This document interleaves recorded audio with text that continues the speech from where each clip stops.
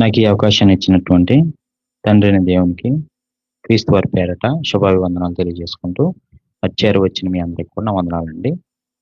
మరి యొక్క సమయంలో చిన్న ప్రార్థన చేసుకుని మరి కొన్ని దేవుని మాటలు తెలుసుకుందాం. అందరు కళ్ళు మూసుకున్నట్లయితే, పరిశుద్ధుడు మా కన్న తండ్రి, కృపగల దేవ, మీ ఘనమైన శ్రేష్టమైన నామమునకు స్తోత్రాలు తండ్రి. మరి యొక్క సమయంలో మమ్మల్ని చిన్న మందిగా కనికరించి మీరున్న మహాలోకానికి చేరాలని ప్రతి ఒక్కరూ మరి ఆశపడుతుండగా, మరి మీరు చెప్పే ఈ మాటలు విని కేవలం విడిచిపెట్టేవారుగా కాక ఆ మాటల ప్రకారం నడుచుకునే భాగ్యాన్ని ప్రతి ఒక్కరికి దయచేయమని కోరుకుంటూ, మా ప్రభువు మా రక్షకులు మీ ప్రియకుమారుని యేసుక్రీస్తు నామములో ప్రార్థన సమర్పిస్తున్నాం మా కన్న తండ్రి, ఆమేన్. ప్రియమైన దేవుని పిల్లారా, మరి ఈరోజు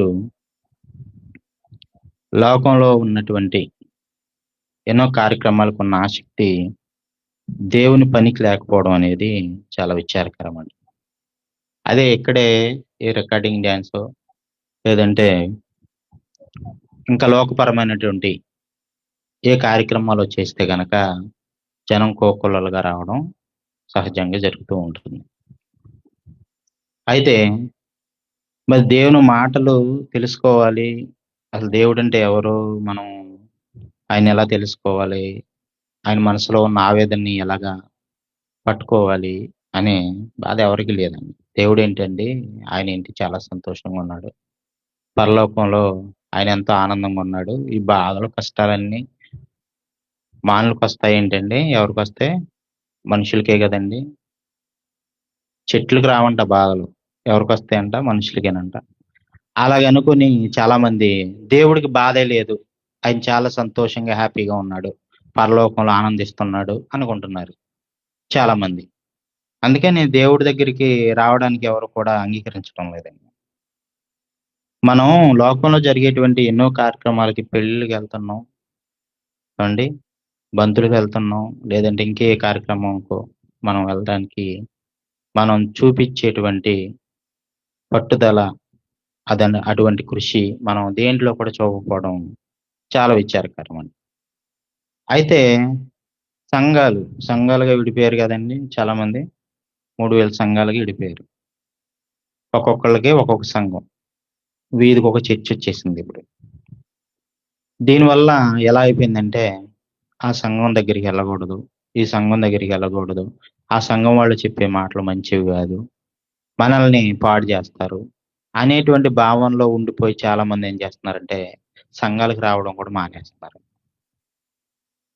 అసలు వాళ్ళు చెప్పే మాటలు ఎలా ఉన్నాయి, వీళ్ళు చెప్పే మాటలు ఎలా ఉన్నాయి, వీళ్ళు ఎంత ఆవేదనతో దేవుని మాటలు చెప్తున్నారు, లేదంటే వాళ్ళు ఎంత మరి దేవుని కోసం శ్రమ పడుతున్నారు, ఇంకొకళ్ళు ఎంత దేవుని కోసం పని చేస్తున్నారు అనే భావన తీసేసి చాలా మంది ఏం చేస్తున్నారంటే సంఘాల పేరట విడిపోయి దేవుణ్ణి కూడా విడదీసేస్తారండి.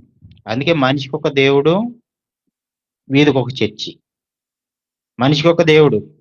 ఇప్పుడు ఆ చర్చిలో ఉన్నటువంటి యేసు ప్రభువే మన దగ్గర ఉన్నాడా, లేదంటే ఇంకొక చర్చిలో ఉన్న యేసు ప్రభువే మన దగ్గర ఉన్నాడా అంటే ఖచ్చితంగా యేసు ప్రభు ఒక్కడేనా? ఒక్కొక్క చర్చిలో ఒక్కొక్క యేసు ప్రభు ఉన్నాడా? ఒక్కడే యేసు ప్రభు, మధ్యవర్తి ఒక్కడే, కుమారుడు ఒక్కడే కదా, ఒక్కడే ఉన్నాడు. కానీ ఆ చర్చి వాళ్ళకేమో ఈ చర్చి వాళ్ళు అంటే పడదు, ఈ చర్చి వాళ్ళకేమో ఆ చర్చి వాళ్ళు అంటే పడదు. మాట్లాడుకోరు. తగాదాలు వచ్చినాయి అనుకోండి, చంపుకునేంత వరకు కూడా వెళ్తున్నారు. మళ్ళీ ఈ తగాదాలు పెట్టిన పాస్టర్ ఏం చెప్తాడు, నిన్ను వల్లే నీ పొరుగు వారిని ప్రేమించాలమ్మా, ప్రేమించకపోతే ఎక్కడికి వెళ్ళవు, పరలోకం వెళ్ళవమ్మా అని చెప్తాడు. ఈ పాస్టరే చెప్తాడు, ఈయనే తగాదాలు పెడతాడు.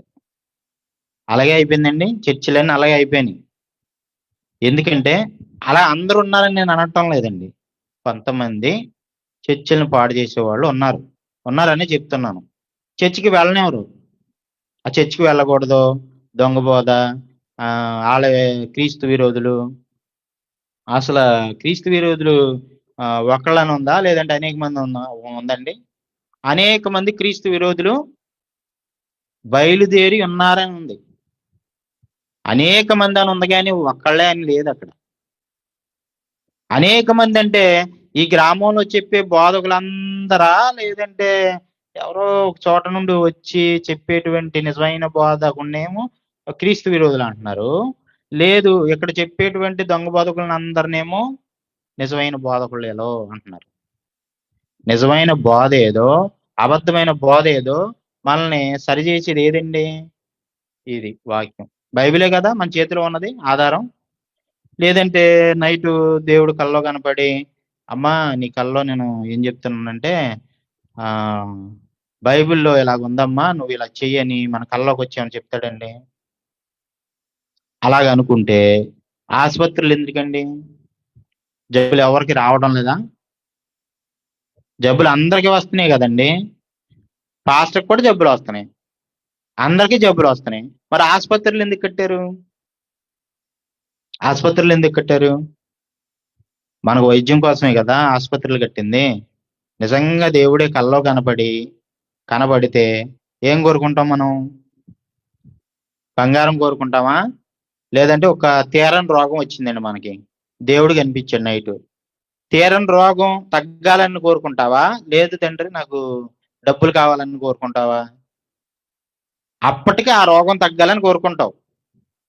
ధనం లేదనుకో, ఒకవేళ నీకు రోగం తగ్గిపోయింది, ధనం లేదనుకో ధనం కావాలని కోరుకుంటావు.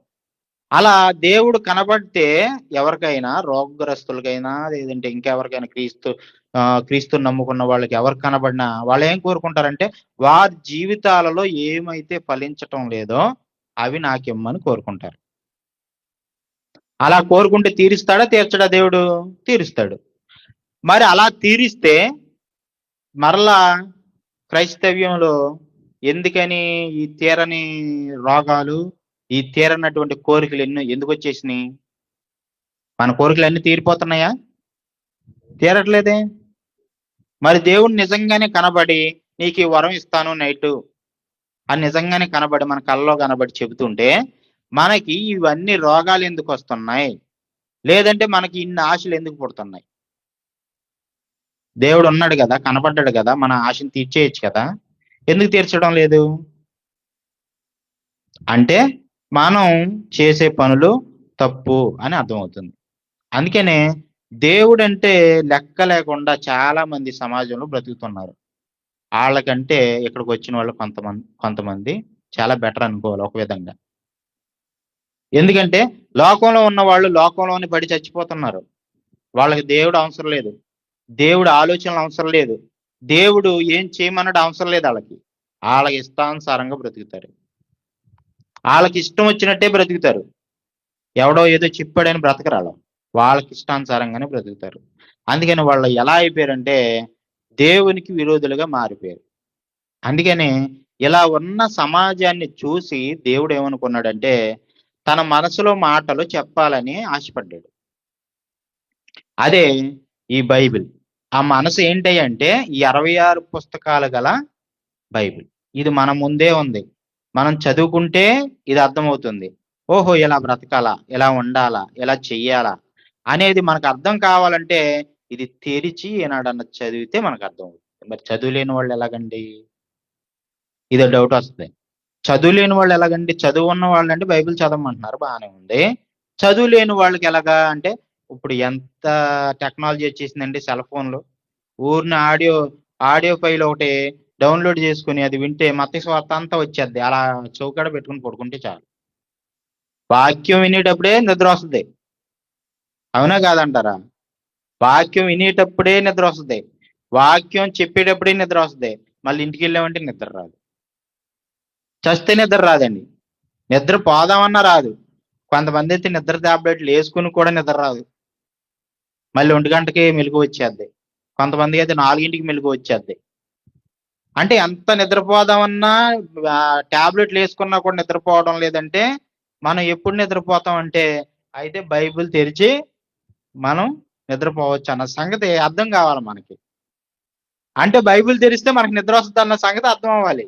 అప్పుడైనా కనీసం బైబిల్ తెరుస్తారనే ఒక ఆశ, నిద్ర వస్తుందనే ఆశతోనన్నా బైబిల్ తెరవండి. బైబిల్ తెరవంగానే 2 వచనాలు చదవంగానే నిద్ర వచ్చి మనం పడుకుంటాం. కాబట్టి సుఖమైన నిద్ర కావాలంటే బైబిల్ చదవాలి. అర్థమైందండి? బైబిల్ చదవాలి. అందుకని దేవుడు ఏం చేశాడంటే తన మనసుని చెప్పడానికి చాలా ప్రయత్నించాడండి. మొదటి నుండి చాలా ప్రయత్నించాడు. తన మనసులో బాధని చెప్పడానికి చాలా ప్రయత్నించాడు. ఆ ప్రయత్నంలో భాగంగానే ఆయన మనసు ఎలాగైతే మనం తెలుసుకోవాలో, అదే విధంగా భర్త మనసు భార్య తెలుసుకోవాలని ఆశపడుతుంది. భార్య మనసు భర్త తెలుసుకోవాలని ఆశపడతాడు. తల్లిదండ్రుల మనసు పిల్లలు తెలుసుకోవాలని ఆశపడతారు. పిల్లల మనసు తల్లిదండ్రులు తెలుసుకుని వాళ్ళ ఆశలు తీర్చాలని ఆశపడతారు. అలాగే ప్రేయసి ప్రేమికుడు మనసు తెలుసుకోవాలని ఆశపడుతుంది. ప్రేమికుడు ప్రేయసి మనసు ఏంటో తెలుసుకుని దానికి ఇష్టమైన దాన్ని చెయ్యాలని ఆశపడుతూనే ఉన్నారు లోకంలో. ఈ ఆశలన్నీ, ఈ బంధాలన్నీ ఎలా వచ్చేసినాయి అంటే, ఈ బంధాలన్నీ ఎవరిలో ఉన్నాయో తెలుసా? ఫస్ట్ తండ్రి అయిన దేవునిలో ఉన్నాయి. అంటే పరలోకంలో ఉన్న దేవుడు మనకేమవుతాడు? తండ్రి అవుతాడు. ఆ తండ్రిలో ఉన్న ఈ బంధాలు, ఈ ఆశలు, ఈ అనుబంధాలే మనందరికీ తెలిసాయి. భార్యాభర్తల మధ్య ఉన్న సంబంధం ఏ సంబంధం అనుకుంటున్నారు? దేవుని నుండి వచ్చిన సంబంధమే అది. అందుకే యేసుక్రీస్తుని ఎవరితో పోల్చాడు? వివాహం చేసుకునేటువంటి వరుడు. వధువు ఎవరు? సంఘం. చూసారా? అంటే ఈ ఆలోచనలన్నీ ఎవరిలో ఉన్నాయా అంటే మొదట దేవునిలోనే ఉన్నాయండి. ఒక ప్రేయసి ప్రియుడు కోసం ఎంత బాధను పరితపిస్తుందో ఆ ప్రియుడు కోసం, ఆ బాధను తెలపడానికి మనకి ఏం గ్రంథం ఉంది? పరమ గీతాలు. పరమ గీతాలు చదవంగానే ఒక ప్రేమికుడి పట్ల, ఒక ప్రేయసి పట్ల ప్రేమికుడు ఎంత బాధను అనిపిస్తున్నాడో అన్నది అర్థమవుతుంది. అంటే ఇది ఏం అర్థం కావాలంటే యేసుక్రీస్తు మన కోసం ఎంతగా పరితపించిపోతున్నాడు అన్న విషయం మనకు అర్థం కావాలి. అందుకని ఆ పరమగీతాలు అనేది మనకి వ్రాయించి ఇచ్చాడు ఈ గ్రంథాన్ని. ప్రతి గ్రంథానికి ఒక ఆవశ్యకత ఉంది. ప్రతి గ్రంథంలో కూడా ఏదో ఒక విషయాన్ని దేవుడు తెలియపరచాలనే తన మనసును మన ముందు పెట్టాడండి. తన మనసును మనం ముందు పెడితే మనం ఆయన మనసును తెలుసుకోవడం పోయి మనం మన ముందున్న వారి మనసులను తెలుసుకోవడానికి ప్రయత్నిస్తున్నాం. అందుకే ప్రేమికుడు ప్రేయసి మనసు, భర్త భార్య, భార్య భర్త, పిల్లలు తల్లిదండ్రులు, తల్లిదండ్రులు పిల్లలు, ఇలా వీళ్ళ మనసును తెలుసుకోవడానికి ప్రయత్నిస్తున్నారు కానీ దేవుని మనసు తెలుసుకోవాలని ఎవరు కూడా ప్రయత్నించడం లేదండి. అందుకనే ఒక్క మాట చెప్తున్నాడు చూడండి. రోమాపత్రిక 11 అధ్యాయం 34వ వచనం. ఆయన బాధతో చెబుతున్న మాట ఏంటంటే, ప్రభువు మనసెరిగిన వాడు ఎవడు? ఆయనకు ఆలోచన చెప్పిన వాడు ఎవడు? అదేండి, ప్రభువు మనసు ఎరిగిన వాడు ఎవడు అని అంటే ప్రభువుకు ఒక మనసు ఉంది, ఆ మనసులో బాధ ఉంది, ఆ బాధ మనం తెలుసుకోవాలన్న ఉద్దేశం దేవునిలో ఉంది. అందుకని ఏమన్నాడు? ప్రభు మనసెరిగిన వాడెవడు? ఎరిగిన వాడు ఎవడన్నా ఉన్నాడా భూమి మీద అంటే ఎవరు లేరు. వారు తమ సొంత కార్యములనే చూచుకొనుచున్నారు. దేవుని కార్యాలు ఎవరు చూడరు. దేవుని కార్యాలు ఎవరు చూడరండి. వారి కార్యాలు మాత్రం చూసుకుంటారు. పెళ్ళిళ్ళకి వెళ్తారు, పేరెంటాలకు వెళ్తారు, ఏమండి పక్కన ఎవరైనా చచ్చిపోతే వెళ్తారు, ప్రతి దానికి వెళ్ళడమే. ఇవే నేర్చుకున్నారు సమాజంలో. తప్ప దేవుని కోసం వెళ్ళాలి, దేవుని మాటలు తెలుసుకోవాలి, అసలు ఈ రోజు దేవుడు మన కోసం ఏం మాట్లాడుతున్నాడో వినాలన్న జిజ్ఞాస ఎవరికి కూడా లేకపోవడం చాలా విచారకరం అండి. అందుకే దేవుడు ఏమన్నాడు? ప్రభు మనసెరిగిన వాడు ఎవడన్నా ఉన్నాడా? మీలో మీ మనసులు ఎరిగిన వారు ఉన్నారు. ఏమండి అంత ఎందుకండి? భార్య చెబుతుంది, ఏమండి నా మనసులో ఉన్నదంతా మీకు చెప్పేసానని అంటది. పెళ్లికి ముందు చేసినవన్నీ చెప్పిందండి? చెప్పలేదు. భర్త ఏమంటాడు? అస్సలు నా దగ్గర ఏమి దాచుకోలేదు, అన్ని విప్పేసి నీకు చెప్పేసానే అంటాడు. కానీ చెప్పాడా? చెప్పలేదు. పెళ్లికి ముందు చేసినవన్నీ చాలా చిట్టా ఉంది, ఆ చిట్టా అంతా విప్పితే ఈవిడ ఇంటికి వెళ్ళిపోద్ది. అందుకని ఆ చిట్టా విప్పడానికి ఎవరు భయపడతారు అందరూ. చూసారా? అంటే ఒకరి మనసులో ఉన్నది ఒకరు చెప్పుకోవడానికి నిజంగా వాళ్ళ మనసులో విప్పి నిజంగా చెబుతారంటే చెప్పరండి, దాచుకునే ఉంటారు. కానీ దేవుడు తన మనసులో ఉన్నదంతా మనకి చెప్పాడని చూసాడండి. తన మనసులో ఉన్నదంతా మన ముందు పెట్టేశాడు. ఇదేంటనుకుంటున్నారు? దేవుని మనసు. దేవునిలో ఏముందో, ఆయన హృదయంలో ఏముందో అదంతా రాసేసి లిఖితపూర్వకంగా మనకు అప్పచెప్పాడు. ఇంకా మరలా దేవుడు వచ్చి నాకేదో చెప్పాలంటే నీ అంత చేతగానోడు ఎవడో ఉండడు. ఎందుకంటే దేవుడు మరలా ఈ గ్రంథాన్ని ఇచ్చేసి నువ్వు చదువుకోరా బాబు అంతా ఇందులోనే ఉందంటే, మరి మళ్ళా నేనేదో నాకు కనబడాలి, నేనేదో చేస్తానంటే, ఆయన ఇందాక ఒక పాట పాడాడు, భూలోకమేమో ఆయనకి పాదపీఠం అంట, ఆకాశమేమో సింహాసనం అంట. ఆకాశం నా సింహాసనం, భూమి నా పాదపీఠం. అంటే పాదాలు పెట్టుకోవడానికి సరిపోద్దంట ఈ భూమి. మరి కూర్చోవడానికి ఏదండి? సింహాసనం, ఆకాశం. మరి తల పెట్టుకోవడానికి ఏదండి? లేదు, తల పెట్టుకోవడానికి లేదు ఆయనకి. అంటే చూడండి, ఆయన స్వరూపం మనం చూడగలమా అంటే మనుషులు చూడలేరు. అంత పెద్ద స్వరూపం అయింది. మనం కూడా ఆయన స్వరూపమే, అవునా కాదా? నరుని తన స్వరూపమందు తన పోలిక చొప్పున. అంటే దేవుడు ఎంత పెద్దగా ఉన్నాడో అటువంటి స్వరూపాలే మనం కూడా. ఎప్పుడంటే ఇందులో ఉన్నప్పుడు కదా, 6 అడుగుల మనిషిని కాదు. ఇది దాటేసి వెళ్ళిపోయినప్పుడు మన స్వరూపం ఏంటో అప్పుడు తెలుస్తుంది. ఈ మహాకాశాలు పట్టనటువంటి స్వరూపం అంది. అంత పెద్ద స్వరూపం. అటువంటి ఆయన నుండి వచ్చాం మనం తక్కువ వాళ్ళం కాదు. ఇది 6 అడుగులు, 6 అడుగులేనండి, ఇది 3 అడుగులేనండి, ఏం చూడండి ఎంత పుట్టగా ఉందో, వీడు చూడండి ఎంత పుట్టుగా ఉందో. ఇది కాదు, ఈ స్వరూపాలు కాదు. ఆ స్వరూపం అది పట్టజాలనంత. ఈ మహాకాశాలు కూడా పట్టవు మన స్వరూపం పట్టడానికి. అటువంటి స్వరూపం ధరించుకున్న మనం అందరం ఆయన మనసు తెలుసుకోవాల్సింది పోయి మనం మన హృదయాల్లో ఏముందో ఎత్తుక్కుంటూ పోతున్నామండి. అసలు దేవుని మనసులో ఏముందో తెలుసుకున్నామా అంటే ఆయన హృదయంలో మన గురించి ఎంత బాధను అనిపిస్తున్నాడో ఒకసారి చూడండి. అది కూడా చూడండి. ఆదికాండం 6వ అధ్యాయం 6వ వచనం. ఆదికాండం, తాను భూమి మీద నరులను చేసినందుకు యెహోవా సంతాపము నొంది. యెహోవా భూమి మీద పశువులను చేసినందుకు సంతాపం నొందలా. యెహోవా పక్షులను చేసినందుకు సంతాపం నొందలా. యెహోవా ఈ మహాకాశాలు పుట్టించినప్పుడు సంతాపం నొందలా. ఈ ప్రకృతిని అంతా చేసినప్పుడు ఎప్పుడు కూడా ఆయన సంతాపం నొందల. ఎప్పుడు సంతాపం నొందాడంట? నరులను చేసినప్పుడు సంతాపము నొంది అన్నాడు. సంతాపం నొంది ఏం చేశాడు? తన హృదయంలో నొచ్చుకున్నాడు. హృదయం అంటే ఏంటండి? మనస్సు. దాని సింబాలిక్ గా మనకి హృదయం అనగానే ఈ మధ్యన ఏం చేస్తే లవ్ గుర్తు పెట్టేస్తున్నారండి. లవ్ సింబల్ ఒకటి పెట్టేసి ఇదే హృదయం అంటున్నారు. లవ్ సింబల్ లాగా ఉంటుందండి హృదయం. ఆ హృదయం లోనికి వెళ్తే 4 గదులు ఉంటాయి. దాంట్లో ఆ బొమ్మ చూస్తే అది ఇలా షేప్ లో ఉంటది. అది ఆ హృదయాన్ని కూడా లవ్ సింబల్ పెట్టి చూపిస్తున్నారు. అంటే ఎంతగా చెడిపోయిందో చూడండి. లవ్ అంటే లవ్ ఒక్కటేనా ప్రపంచంలో ఉన్నది? లవ్ ఒక్కటేనా? దేవుడు ప్రేమమయుడు. ఆ ప్రేమ దేవునికి ఆపాదించాల్సింది పోయి ఎవరికి ఆపాదించారు? ప్రేమికులకు ఆపాదించారు. అంటే ప్రేమ అంటే ప్రేమికుల కోసమే ఉంది. ఒక అమ్మాయి అబ్బాయి ప్రేమించుకునేదే ప్రేమ, ఇంకేది కూడా ప్రేమ కాదు. మరి తల్లి బిడ్డ మధ్యన ఉన్నది ప్రేమ కాదా? దేవుడు పిల్లల మధ్యన ఉన్నది ప్రేమ కాదా? ఏమండి? భార్యాభర్తల మధ్య ఉన్నది ప్రేమ కాదా? ఆ ఒక్కదానికే ప్రేమ అని ఎందుకు పెట్టారు? మరి దానికి ఒక్కదానికే లవ్ సింబల్ ఎందుకు పెడుతున్నారు? మిగతా ఏ ప్రేమకి, నాన్న ప్రేమకు కానీ, అమ్మ ప్రేమకు కానీ, దేవుడి ప్రేమకు కానీ, అక్క ప్రేమకు కానీ, చెల్లి ప్రేమకు కానీ, ఏ ప్రేమకి లవ్ సింబల్ పెట్టలా. కానీ పనికిమాలిన ప్రేమకు ఒక్కదానికే లవ్ సింబల్ పెట్టారు.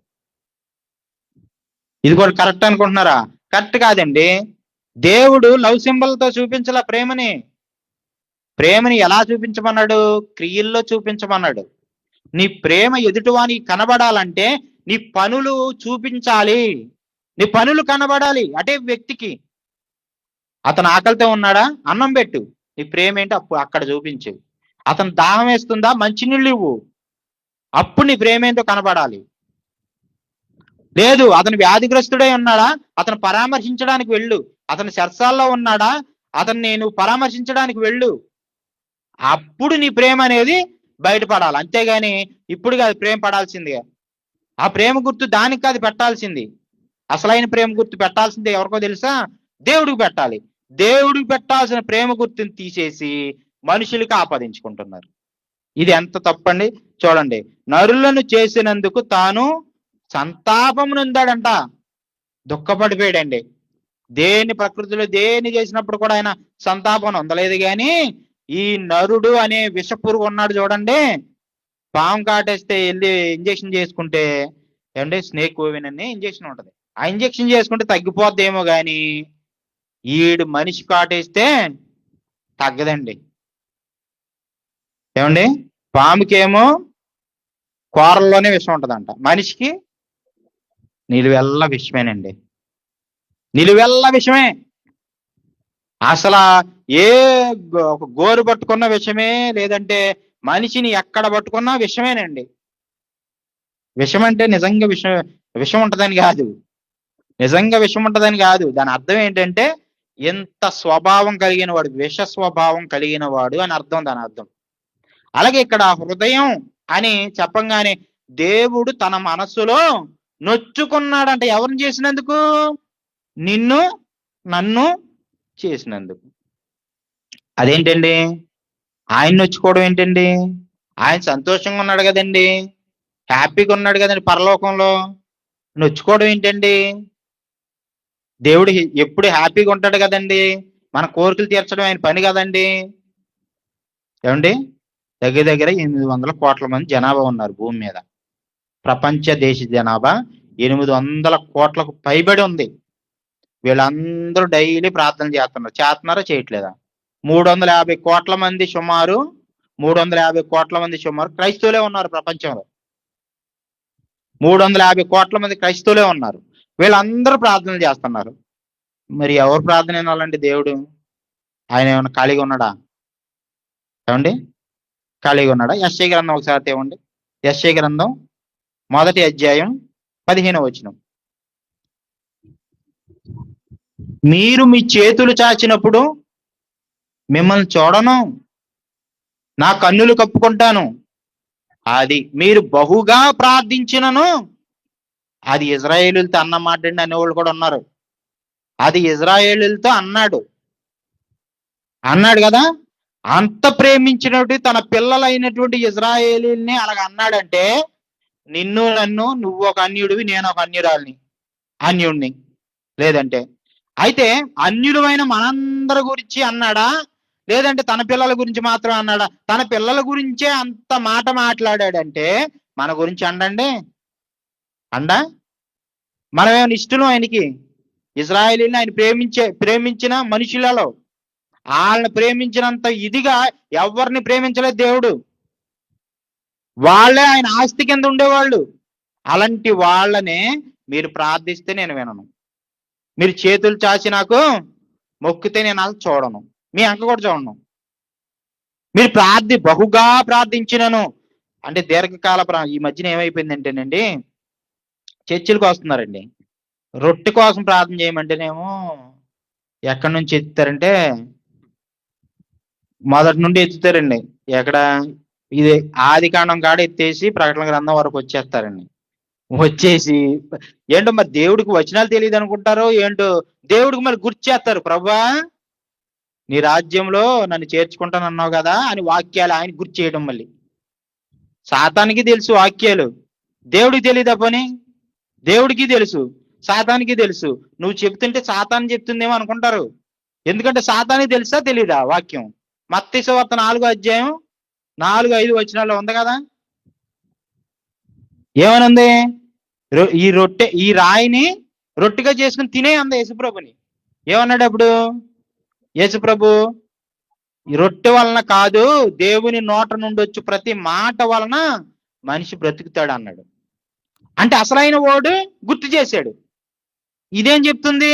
వేరే వాడు చెప్పేస్తుంది. అది కాదమ్మ ఇదమ్మని చెప్పాడు.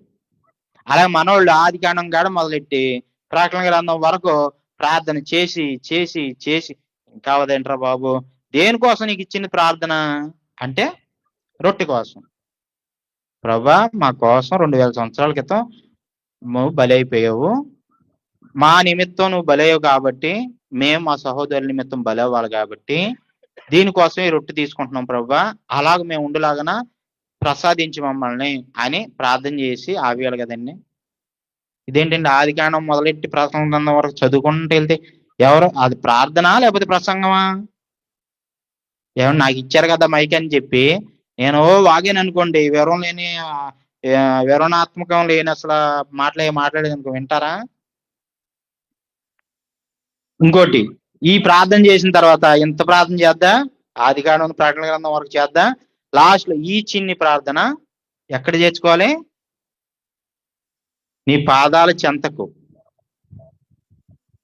నీ తలపైకి చేర్చుకోవద్దు బ్రో. చెవులు ఎక్కడ ఉంటాయండి? తల మీదే ఉంటాయి కదా. వినేవాళ్ళు ఎవరైనా ఎక్కడ వింటారు? చెవుల ద్వారా వింటారు. ఇదేంటి పాదాల చెంతకేంటి?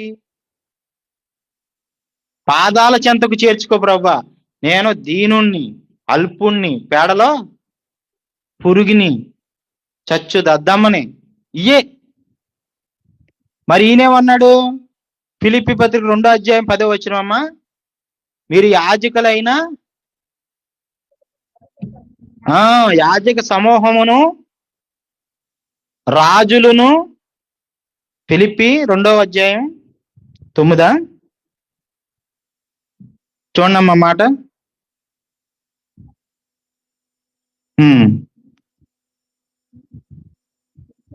2:9. అందుచేత పరలోకమందు ఉన్న వారిలో గాని భూమి మీద ఉన్న వారిలో గాని అది కాదమ్మా, మనం ఎలాంటి వారము చెప్తాడు. మనం రాజులను, యాజక సమూహమును, ఏమండి మనం ఎంత గొప్పవారో చెప్తున్నాడు. ఆయన గుణాతిశయములను ప్రచురము చేయ నిమిత్తము ఏర్పరచుకొనిన వంశం అన్నాడు. అన్నాడా అనలేదా? తెలిసిందమ్మా మాట? ఒకసారి చదవండి ఆ మాట.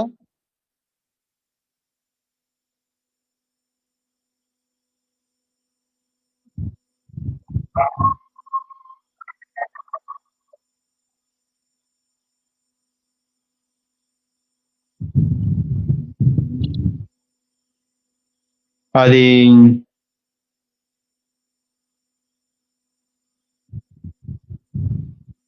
ఎక్కడమ్మా? అది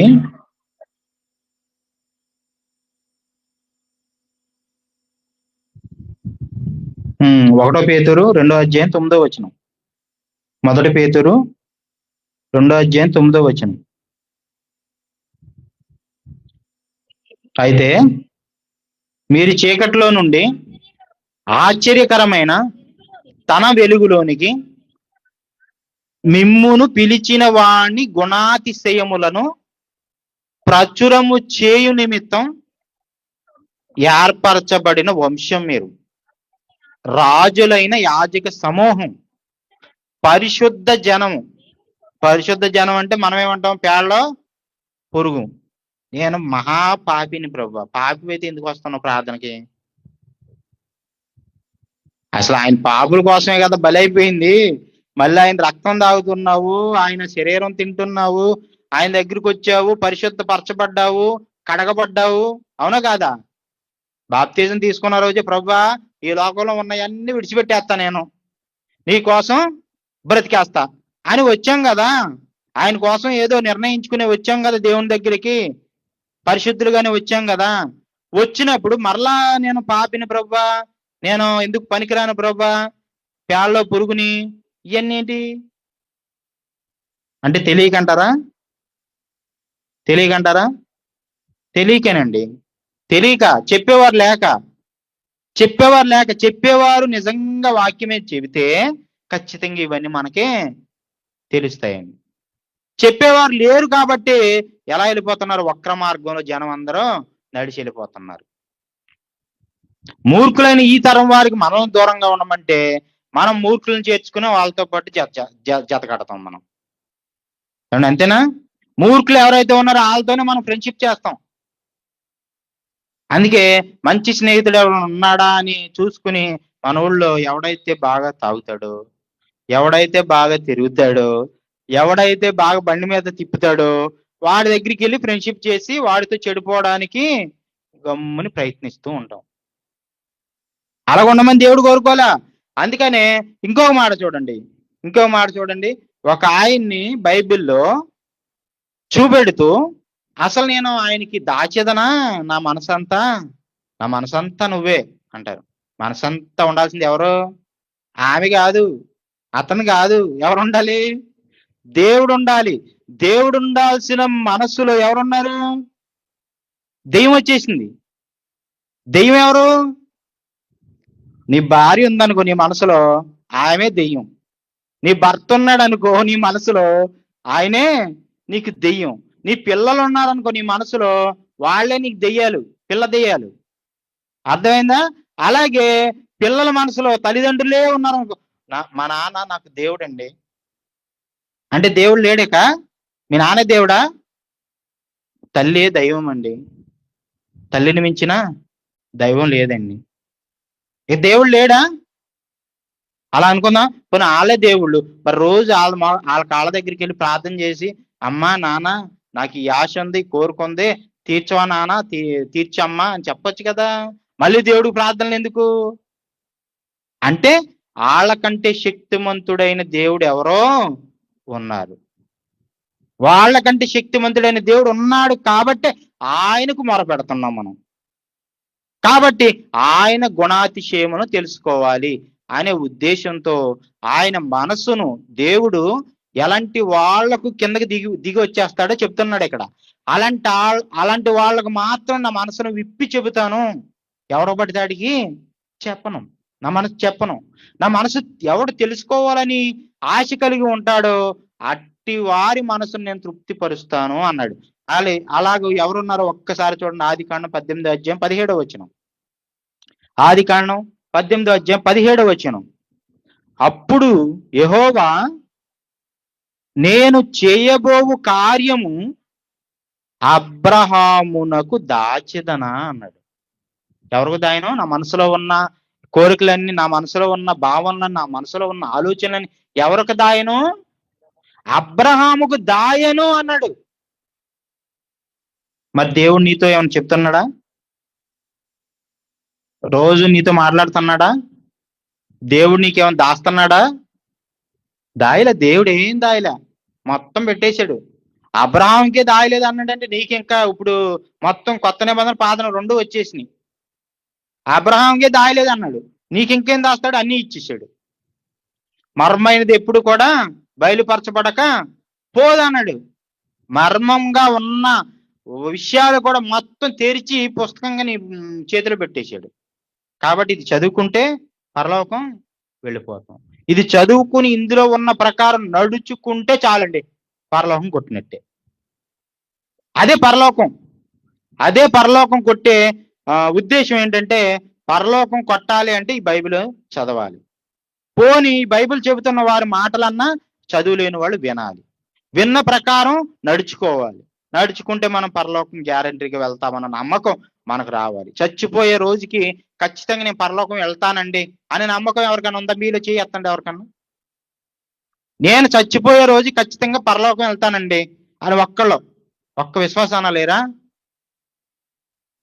లేరనే చెప్తున్నాడు దేవుడు కూడా. లేరని చెప్తున్నాడు. విశ్వాసమును కనుగొందునా అన్నాడు. అసలు విశ్వాసులే లేరు అన్నట్టుగా మాట్లాడుతున్నాడు దేవుడు. 18వ అధ్యాయం 8వ వచనం లోకాసు వార్త. ఒకసారి తెవండి అది కూడా. 18వ అధ్యాయం 8వ వచనం.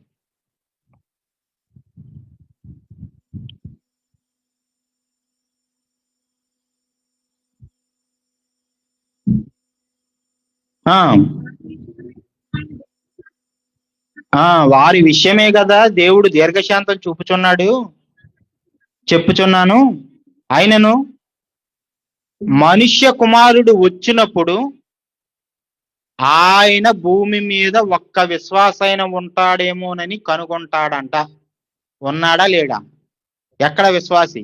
ఎక్కడ విశ్వాసి? ఏడి?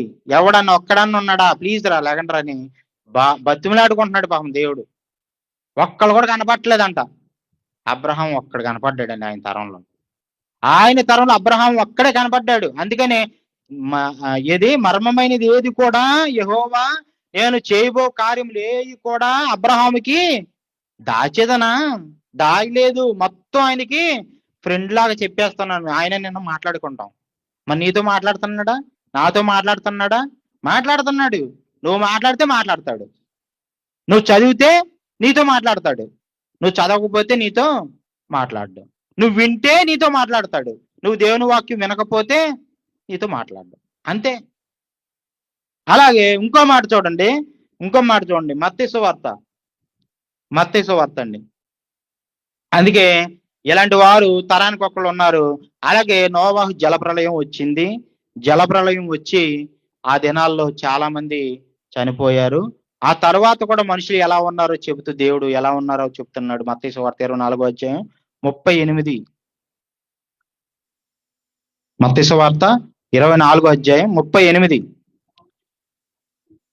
దాని ముందు వచ్చిన కూడా చదివాము 37.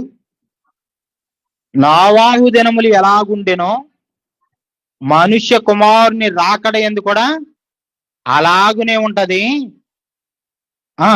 జలప్రళయమునకు ముందటి దినములలో నోవాహు ఓడలోనికి వెళ్ళిన దినము వరకు వారు తినటం, త్రాగుచు, పెండ్లి చేసుకొనుచు. మనం ఏమనుకుంటాం? తినటం తప్పండి, త్రాగడం తప్ప అండి, ఏమంటే పెండ్లి చేయడం తప్పండి. ఇక్కడ ఏమంటున్నాడు? తప్ప అంటున్నాడా, రైట్ అంటున్నాడా? తప్పేనా? అంటే యేసుక్రీస్తు వచ్చే, మనిషి కుమారుడు వచ్చే వరకు కూడా వీళ్ళు ఏం చేస్తున్నారంట? తాగుచు, తినుచు, పెండ్లకిచ్చుచు, పెండ్లు చేసుకొనుచు, ఇక ఎంతవరకు పెళ్లిళ్ళు, పేరంటాళ్ళు, లేదంటే దినాలు ఏమండి ఇంట్లో ఎవడో చనిపోయాడు. చనిపోయి వాళ్ళు నానా బాధలో ఉంటారు కదా. ఇదేంటి దినం భోజనాలు ఏంటండి? నాకు అర్థం కావట్లేదు. ఇది ఇప్పటికీ నాకు అర్థం కాని ఒక సెన్సేషనల్ విషయం అండి. ఎప్పటి నుంచో ఆ దినం కార్యక్రమానికి భోజనాలు పెట్టకపోతే నలుగురు ఏమంటారు? భోజనం పెట్టకపోతే నలుగురు ఏమంటారు? మళ్ళీ మటన్ కోయకపోతే ఏమంటాడు? ఆయనకి ఏమి ఇష్టం అంట? మందు, చికెన్ ముక్క. ఆ రెండు తీసుకెళ్ళి ఎక్కడ పెట్టాలి? సమాధి దగ్గర పెట్టాలి. ఇప్పుడు కాకొచ్చి ముట్టితే ఓకే, ఆయనకి ఇష్టం. అంటే నేను పెడితేనే తింటాడే. ఒకలాంటి భార్య అంటది, నేను పెడితే తింటాడు మా ఆయన, లేకపోతే తినడం. ఈ మాసం మొక్క తీసుకెళ్ళి అక్కడ పెడద్ది. కాకొచ్చి తిందనుకోండి పర్వాలేదు, సంతోషపడద్ది. కాకొచ్చి తినలేదు అనుకోండి, అప్పుడు ఏంటి పరిస్థితి? నా మీద ఏదో చెప్పాడు, నేను చేయలేదు, అందుకే బాధపడుతున్నాడు, అందుకే తినటం లేదు ఆ మొక్క, అందుకే ఈ మందుకాయ తాగడం లేదు. ఏంటంటే కాగులు బలం ఒకటేనండి. ఒక్క విధంగా ఆలోచించండి. ఏమండి? ఆకాశ పక్షులను చూడుడి, వాటికంటే మరి మీరు బహుశ్రేష్ఠులు అన్నాడు. వాటికంటే మనం గొప్పోళ్ళం అంటే లేదు ప్రభు, నేను కాకిని. అదే చెప్తుంది మనకేమని? కావు కావు కావు అంటే, అరే బాబు నన్ను చూసి కనీసం నేర్చుకోరా. కావు అంటే ఏంటి? ఏది నీది కాదురా, ఏవి నీ కావు కావు అని చెప్తుంది అది. ఆయన కూడా మనం వినం. అన్ని నాయే, లోకంలో ఉన్నాయన్నీ నాయే. ఏమండి? అంటే కాకున్న జ్ఞానం కూడా మనకు లేదు. జంతువులు చూడండి, యజమాని చూడంగానే అనుమూలం నడుచుకుంటూ వెళ్ళిపోతాయి. అంటే జంతువుకున్న జ్ఞానం కూడా మనకు లేదా? కనీస జ్ఞానం లేదండి. యజమాని ఎవరో అది గుర్తుపడుతుంది. మన తండ్రి ఎవరో మనం గుర్తుపట్టలేని పరిస్థితిలో ఉన్నామండి. మన తండ్రి ఎవరో మనం గుర్తుపట్టలేని పరిస్థితిలో ఉన్నాం. అందుకే ఏమన్నాడు? వారు ఎలాంటి పరిస్థితిలో ఉన్నారు? పెండ్లికిచ్చుచు, పెండ్లి చేసుకొనుచు, తింటూ, తాగుతూ. ఒకడంట మాంసం తింటున్నాడంట. తినేటప్పుడు తింటున్నాడంట, గొంతుకులోనే ఉందంట మటన్ ముక్క వెళ్ళట్లేదంట. చచ్చిపోయాడంట. అలాగే ఇప్పుడు ఎక్కడికి వెళ్ళాలాడు? మటన్ ముక్క గొంతులో ఉండగానే చచ్చిపోయాడు. అది అరగాలేదు, వీడు తినాలేదు. ఏంటి పరిస్థితి? ఆడి పరిస్థితి ఏంటి? ఏం చేయాలి? అని ఆలోచించుకుంటున్నాడంట. ఇప్పుడు ఇలాంటి పరిస్థితిలో ఉన్న వాళ్ళు చచ్చిపోతే ఎక్కడికి వెళ్తారండి అని ఒక పాస్టర్ గారిని ఒక విశ్వాసి ప్రశ్నించాడు. ప్రశ్నిస్తే ఈయన అంటాడంట, ఏమయ్యా ఇప్పుడు అన్నాడు బానే ఉంది, ముక్క అరగలేదు, ఆయన తినలేదు, గొంతులోనే ఉంది కాబట్టి సగం లెక్కెళ్ళి మళ్ళీ వెనక్కి వచ్చేస్తాడు అన్నాడంట. పరలోకంలో వెళ్ళడంట, సగం లెక్కెళ్ళి మళ్ళీ వెనక్కి వచ్చేస్తాడంట. ఆ ముక్క తినేంత వరకు ఇక్కడే ఉంటాడంట. ఎక్కడ ఏలాడతాడు? సూరికి ఏలాడతాడు. లేదంటే తెల్ల చీర, మల్లెపూలు, ఏంటి ఏం గజ్జలు, కళ్ళు గాళ్ళకి గజ్జలు. ఇది డ్రెస్ మెయింటెనెన్స్ అండి. ఏంటి స్కూల్కి వెళ్తున్నారా ఇలా ఏమన్నా డ్రెస్ వేసి పంపించడానికి? ఏమండి ఇదేంటండి, ఇది ఎక్కడి నుంచి వచ్చేసిందండి? అవి పెడితేనే మళ్ళీ ఇంకొకటి అండి, ఇది రాగి చెట్టు మీద అండి నైట్ వెళ్తుంటే ఓ మంటలు వచ్చేస్తున్నాయండి. అక్కడ ఏంటో బొగ్గుమని మంటలు వచ్చేస్తున్నాయండి. అక్కడ దెయ్యాలు 2 దెయ్యాలు కూర్చోనండి మంటలు వేస్తున్నాయండి. మళ్ళీ ఎలా చెప్తారు, మంటను చూస్తేనంట దెయ్యం అంట భయపడద్దంట, మళ్ళీ అవే మంటలు వేస్తున్నాయంట. ఏది నిజం ఒక్క దాని మీద స్టాండ్ అయ్యి ఉండరు, ఏదో ఒకటి చెప్తూనే ఉంటారు, వ్యర్థమైన ఆలోచనలు చెబుతూనే ఉంటారు. అందుకని ఇవన్నీ నిజాలంటారా? ఆడ మటన్ ముక్క కోసం ఎడే తిరుగుతాడా? ఏమండి నేను స్లాబ్ సగమే పూర్తి చేశానండి, అంతా చేద్దాం అనుకోండి, ఇంతలో చచ్చిపోయాడండి మా ఆయన. ఈ ఇంటి అనుమూలే తిరుగుతున్నాడండి, ఎప్పుడు చూసినా మా ఇంటి అనుమూలకే వస్తున్నాడండి. ఎవరి మీద పడుతున్నాడు? మా చిన్నపిల్ల మీద పడుతున్నాడండి. ఎవరి మీద పడుతున్నాడంట? చిన్నపిల్ల మీద పడుతున్నాడంట, ఇల్లుని బాగు చేయడానికి. ఆ ఇల్లు ఏదో స్లాబ్ వేసి రాదు, ఎందుకు తిరగడం ఇటు ఇటు? ఏమండి చచ్చిపోయినాడు ఇక్కడ ఉన్నాడు, ఏమండి చచ్చిపోయినాడు ఇక్కడ ఉన్నాడు, ఆడు ఇటు తిరుగుతున్నాడు. ఆ శవాన్ని అంట కాటికి చేర్చేంత వరకు ఆ ఆత్మ ఇటు తిరుగుతుందంట. అది ఇటు తిరిగే బదులు ఆ శవం అక్కడే ఉంది కదా, దాంట్లోకి వెళ్ళిపోయి బతికి రావచ్చు కదా. ఎందుకంత బాధ? అటు తిరగడం ఎందుకు? మళ్ళీ దానికి ఒక కథ చెప్తారు. ఇవన్నీ కథలండి, బూటకపు కథలు. ఇవన్నీ నిజాలు అనుకుంటున్నారా? నిజాలు కాదు, మిమ్మల్ని నమ్మించడానికి సినిమాలు తీసి మిమ్మల్ని భయపెట్టిన విషయాలు ఇవన్నీ నిజాలు కాదు. అలాగని దెయ్యం లేదంటే ఉంది, దెయ్యం ఉంది. అది దెయ్యం ఎలా ఉందో మనం అర్థం చేసుకోవాలి. ఆ తర్వాత మనుషులు ఇలాంటి ప్రయత్నాల్లో మునిగిపోతే దేవుడు ఇంకో మాట చెప్తున్నాడు చూడండి. ఒక భక్తుడు మాట్లాడుతున్నాడు, ప్రభా నా మనసు ఇలా ఉంది కదా, మేము ఏం తినాలి, ఏం త్రాగాలి, ఏం ధరించుకోవాలని మేము ఆలోచించుకుంటున్నాం కదా, కానీ నేనేం ఆశపడుతున్నా అంటే కీర్తన గ్రంథం 51:10 త్వరగా చదవండి. దేవా నా యందు శుద్ధ హృదయమును కలుగజేయము, నా అంతరంగంలో స్థిరమైన మనస్సును నూతనముగా పుట్టించుము అన్నాడండి. ఏం పుట్టించాలంటే నూతనంగా స్థిరమైన మనస్సును పుట్టించాలి. ఆ స్థిరమైన మనస్సు మనకు కావాలంటే స్థిరమైన వాక్యం మనలోకి ఎక్కాలి, స్థిరమైన వాక్యం మనలోనికి వెళ్ళాలి. అది వెళితేనే స్థిరమైన మనసు వస్తుంది, శుద్ధ హృదయం వస్తుంది. ఆ శుద్ధ హృదయం కావాలంటే ఎవరి దగ్గరికి రావాలి? నిజమైన వాక్యం చెప్పే వాళ్ళ దగ్గరికి వెళ్ళాలి. దేవుడు అంటే ఎక్కడ పడితే అక్కడ ఉండడు. నిజమైన వాక్యం ఎవరు చెబుతారో వాళ్ళ దగ్గరే ఉంటాడు దేవుడు. అందుకనే ఇంకో మాట కూడా చూద్ది, మరి ముగించుకుందామండి. సామెతలు 23:6-7 అట్టివాడు తన ఆంతను, దానికంటే ముందు వచ్చిన కూడా చదవండి, 5వ వచనం కాదమ్మా, 23:5 సామెతలు.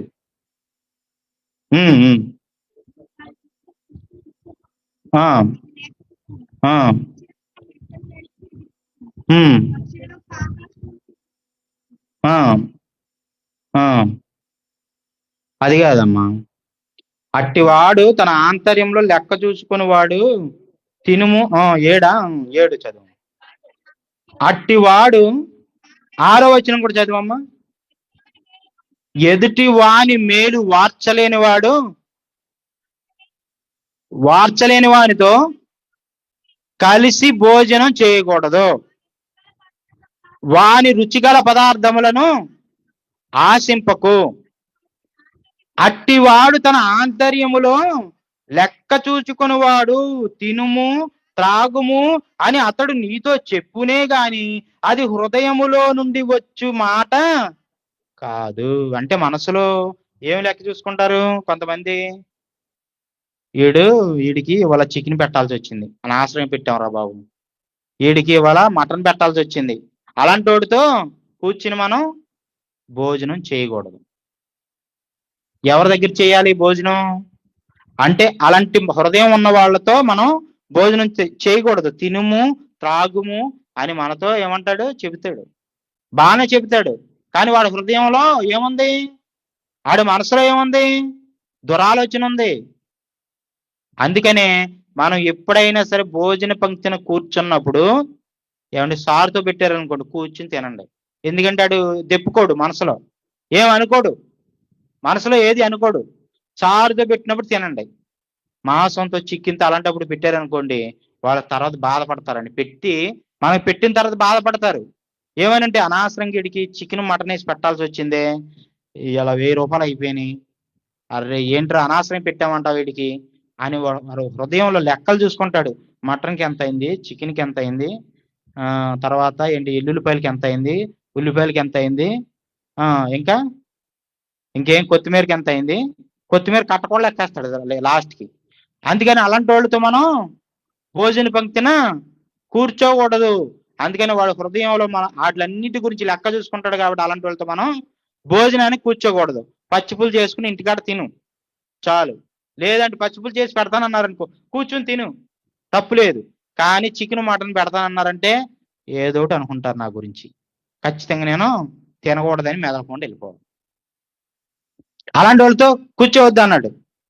అందుకే మనుషుల్లో కూడా ఇలాంటి వాళ్ళు ఉన్నారా? మనసులో ఆలోచించుకునే వాళ్ళు అంటే మనసులో కూడా ఆలోచించుకునే వాళ్ళు మనుషుల్లో ఉన్నారు. కానీ దేవుడు ఒక్కడే మనకి ఇన్నిచ్చి కూడా ఏనాడు ఆయన సనుక్కోలేదు. ఏనాడు నేను ఇన్నిచ్చేసానే వాళ్ళకి అని అనుకోలేదు. దేవుడు అనుకున్నాడా? ఈ ప్రకృతిని ఇచ్చాడు, ఆకాశాన్ని ఇచ్చాడు, నేలనిచ్చాడు, నింగినిచ్చాడు, తర్వాత వచ్చి వాటర్ని ఇచ్చాడు, ఏమండి అన్ని పదార్థాలను అన్నిటిని ఇచ్చాడు. జామకాయ ఇచ్చాడు, ఏమండి యాపిల్కాయ ఇచ్చాడు, దానిమ్మ ఇచ్చాడు, అన్ని ఇచ్చాడు.